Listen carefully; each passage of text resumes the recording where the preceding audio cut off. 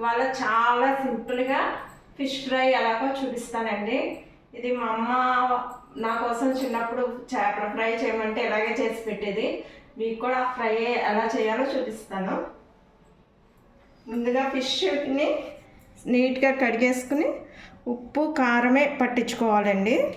ఇలా పట్టించేసుకుని ఇంకా గ్యాస్ మీద అయితే ఆయిల్ పట్టేసుకున్నాను.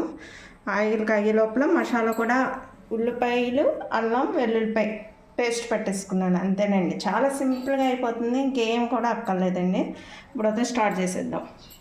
ఇంకండి ఫిష్ ఫ్రై ఉప్పు కారం పెట్టేసుకున్నాం కదా ఫిష్కి. ఇది 1 అవర్ అయిపోయిందండి ఇలా పట్టించి. ఇప్పుడు దీన్ని ఒక్కొక్కటిగా వేపేసుకుందాం అండి.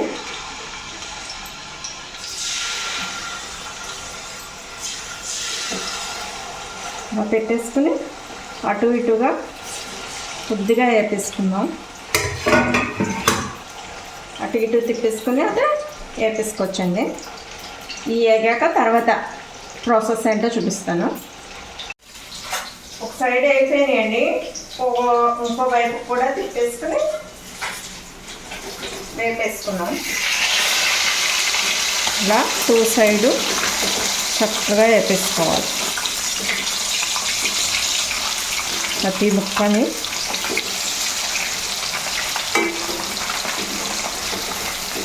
చక్కగా ఇలా వేపేసుకోవాలి. ఇప్పుడైతే ఫ్రై అయితే అయిపోయిందండి. 2 సైడ్ కూడా వేపేసుకున్నాం. ఇప్పుడు తీసేసుకోవచ్చు ఒక్కొక్క ఫ్రై ముక్కని.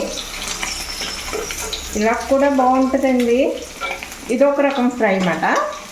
దీని మీద కొంచెం మసాలా, నిమ్మకాయ పిండేసుకుంటే ఇది కూడా రెడీ అయిపోతుంది.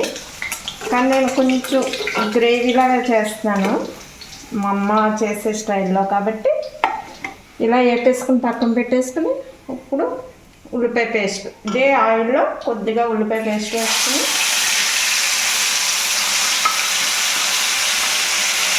వేపేసుకోవాలి.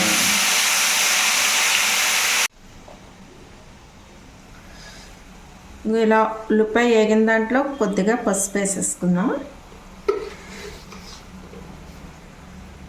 ఫిష్ ముక్కలకి మనం కొద్దిగా ఉప్పు వేసి ఫ్రై చేసుకున్నాం కదండి.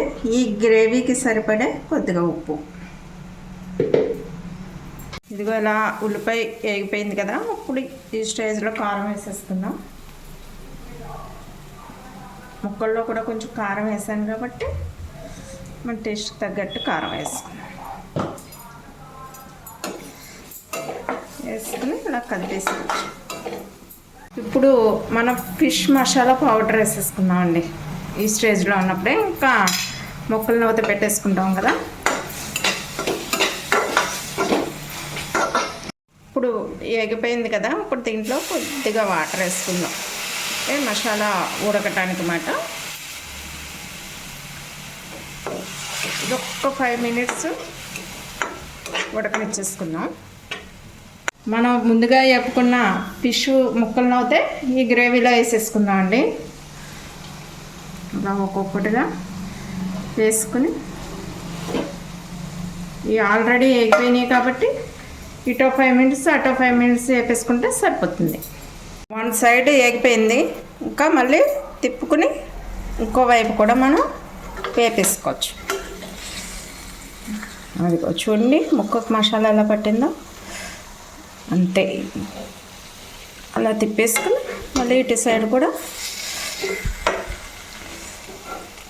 వేపేసుకోవటమే. మన ఫ్రై అయితే రెడీ అయిపోయింది. లాస్ట్గా కొద్దిగా కొత్తిమీర జల్లేసుకుని దించేసుకోవటమేనండి.